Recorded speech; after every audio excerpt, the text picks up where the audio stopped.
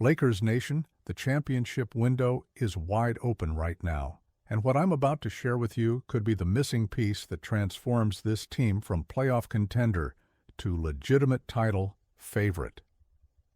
Welcome back to Lakers News Fan Report, your home for all the breaking news, insider updates, and honest analysis about our Los Angeles Lakers. Today, we're diving deep into a potential move that's been generating serious discussion among league insiders, a move that could address one of our most glaring needs while maximizing the talents of LeBron James, Anthony Davis, and Austin Reeves.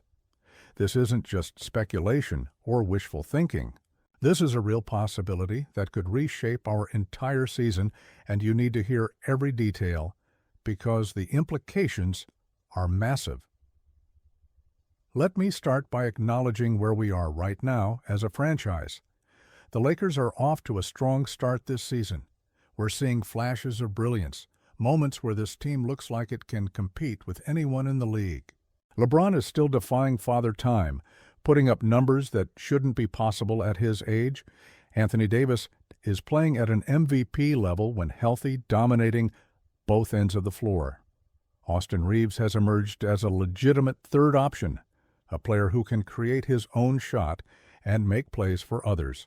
The pieces are there, the talent is undeniable, and the potential is real. But here's the truth that every serious Lakers fan needs to accept. We're not quite there yet. When you watch us play against the absolute elite teams in this league, the teams that are legitimate championship favorites, there's still a gap. It's not a massive gap, and it's certainly not insurmountable, but it exists.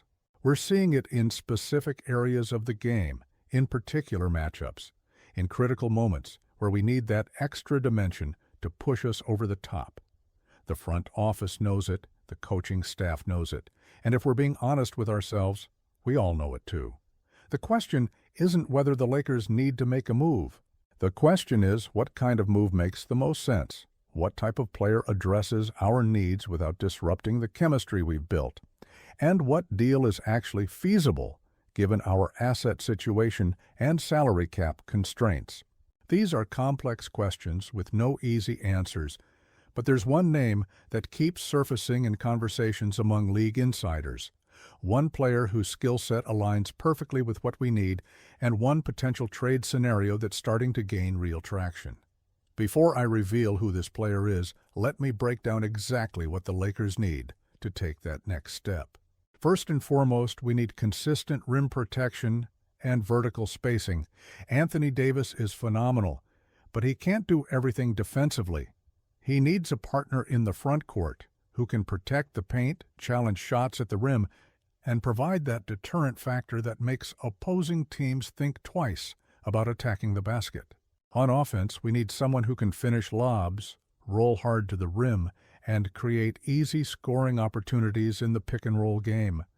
We need a big man who doesn't need plays called for him, who can thrive in the dunker spot, and who can maximize the playmaking abilities of LeBron and Reeves. Second, we need someone whose contract structure makes sense financially.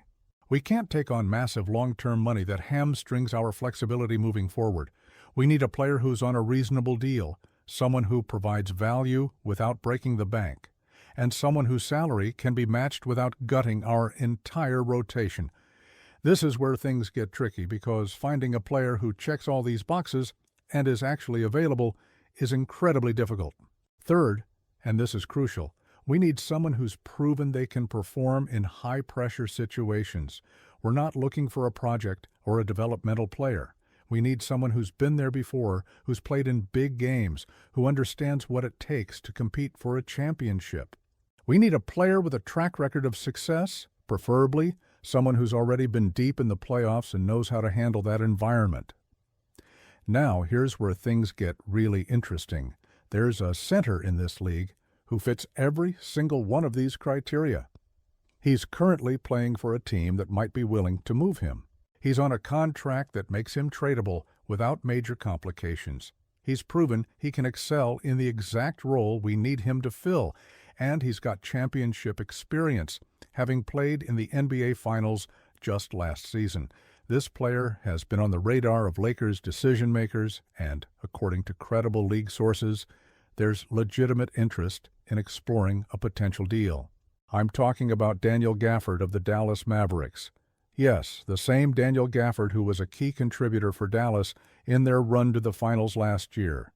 The same player who thrived alongside Luka Doncic in the pick and roll, who provided elite rim protection, who finished at an incredibly efficient rate around the basket. This is a player who's proven he can perform at the highest level, and he might be available. Let me explain why this makes so much sense from multiple angles. First, let's talk about Gafford's skill set and how it translates to what the Lakers need. Gafford is one of the most efficient finishers in the entire NBA. Last season, he shot over 70% from the field, which is absolutely elite. He doesn't need the ball in his hands to be effective. He thrives as a roll man, catching lobs, finishing dump-offs, and cleaning up offensive rebounds. This is exactly the type of player who maximizes LeBron's playmaking. Imagine LeBron running pick and roll with Gafford rolling hard to the rim. That's an automatic bucket or a defensive breakdown that creates open shots for our shooters. Gafford is also an elite rim protector. He averaged over 2 blocks per game last season, and his defensive presence completely changes the complexion of a defense. When Gafford is on the floor, teams have to adjust their entire offensive approach. They can't just attack the basket freely. They have to think twice, hesitate, and that split second of uncertainty is often the difference between a made basket and a contested miss. Pairing Gafford with Anthony Davis would give the Lakers arguably the best rim protection duo in the entire league. Think about how dominant that front court would be defensively. Think about how difficult it would be for opposing teams to score in the paint. The fit with Austin Reaves is also perfect. Reaves has developed into an excellent pick-and-roll operator, but he needs the right type of big man to maximize that skill. Gafford is that guy. He sets hard screens, rolls with purpose, and finishes everything around the basket. The Reaves-Gafford pick-and-roll would become one of our most effective offensive actions, something we could go to in crucial moments when we need a bucket. This isn't theoretical either. We've seen Gafford do this exact thing with Luka Doncic in Dallas. He knows how to play this role at an elite level. Now let's talk about the contract situation, because this is where things get even more interesting. Gafford signed a 3-year, $54 million extension with Dallas back in July. Here's the key detail. That extension doesn't kick in until the 2026-27 season. This was done intentionally to keep him trade eligible. The deal was structured specifically to avoid the standard 6-month no-trade restriction that typically comes with extensions. What this means is that Gafford can be traded right now without any contractual complications. Dallas maintained their flexibility, and that flexibility could work in the Lakers' favor. The question becomes, why would Dallas trade Gafford? They just made the finals with him as a key contributor. He's been productive, he fits their system, and he's on a reasonable contract. What's changed? Well, a few things. First, Dallas has options at the center position. They've got other bigs who can fill that role. Second, and this is important, the Mavericks might be looking to retool slightly to add different pieces that better complement their core. Third, if they receive the right offer, if a team is willing to give up valuable assets for Gafford, Dallas might decide that moving him makes sense for their long-term flexibility. This is where the Lakers come in. According to league insiders, specifically Jake Fisher of Bleacher Report, who's been incredibly plugged in on these types of situations, the Lakers have identified Gafford as a potential target. Fisher noted that L.A. is looking for exactly the type of player Gafford represents, a pick-and-roll lob threat who can pair with their playmakers, someone who's proven they can succeed in that role at the highest level. And here's the kicker. Fisher specifically mentioned that Gafford's contract structure makes him an ideal trade target compared to other centers who might be available. So what would a potential trade look like? This is where we have to get into the specifics of matching salaries and constructing a deal that works for both sides. Fisher identified Rui Hachimura as the primary piece the Lakers would likely need to include. Rui is making about $17 million this season, which gets you close to Gafford's current salary of around $13 million. To make the money work perfectly, the Lakers might need to include another piece, potentially Gabe Vincent, who's on a contract worth around $11 million per year. Now I know what some of you are thinking. Rui Hachimura has been solid for us. He's a versatile forward who can defend multiple positions, hit open threes, and provide scoring punch. Why would we trade him? It's a fair question, and it's one the Lakers front office is surely wrestling with. But here's the reality. If you want to upgrade at center, if you want to add a player who addresses a more critical need, you have to give up something of value. Rui is that valuable piece, and while losing him would hurt, the upgrade from our current center rotation to Gafford might be worth it. Think about what the rotation would look like with Gafford. You'd have Anthony Davis at the 4, Gafford at the 5, LeBron running the offense, and the spacing around them would still be solid. You'd have elite rim protection, dominant rebounding, and a lob threat that defenses have to account for on every possession. The pick-and-roll game would be unstoppable. LeBron with Gafford, Reeves with Gafford, even D'Angelo Russell with Gafford. Every one of those combinations becomes more dangerous with an elite roll man finishing at the rim. Defensively, the impact would be immediate and obvious. Right now, the Lakers have struggled at times protecting the paint, especially when AD is off the floor or when teams attack with multiple waves. Gafford solves that problem. He's a full-time rim protector who can anchor the defense for extended minutes. He allows AD to roam more, to help off his man, to be more aggressive, knowing there's another elite shot blocker behind him. The defensive versatility this provides is exactly what championship teams need. There's also the intangible factor of championship experience. Gafford just played in the NBA Finals. He knows what that atmosphere feels like. He's been in those pressure-packed games where every possession matters. That experience is invaluable, especially for a Lakers team that's trying to make another deep playoff run. You can't teach that experience. You can't simulate it in practice. You either have it or you don't, and Gafford has it. Now, I want to be realistic about the challenges and potential obstacles here. First, Dallas might not want to trade Gafford. They might value him more than we think, and they might not be interested in what the Lakers can offer.